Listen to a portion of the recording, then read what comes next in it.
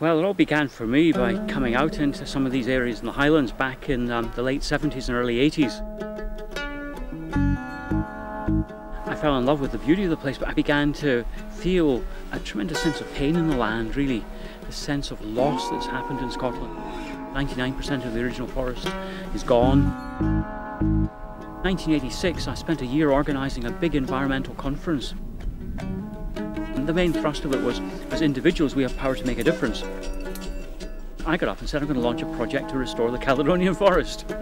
And at the time I had no skills, no background, no training, no experience, no resources, but I had the most important thing. I had this sense of connection with the land and with the trees and the passion to do something about it.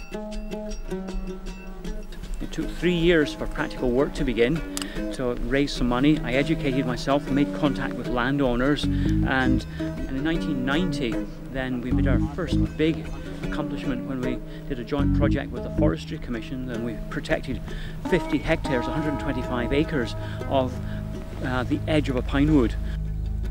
Since then the organisation has grown, and we have a big vision for restoring forest to 600 square miles of the Highlands. We've planted trees, we've protected remnants so they can regenerate naturally, and last year we bought this estate, Dundreggan, 10,000 acres. I think that the simplest benefit is just to see life and diversity returning. So my big dream is that the 21st century will be looked back upon as the century of restoring the earth.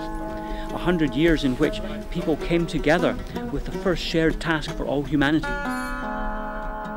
My hope for the future is that people will recognise that and will come together and transcend their differences and their petty rivalries and boundaries and the dead end, the suicide path of endless economic growth, and realise that what we have to do is actually repair the damage that we've caused, particularly in the last couple of 100 years.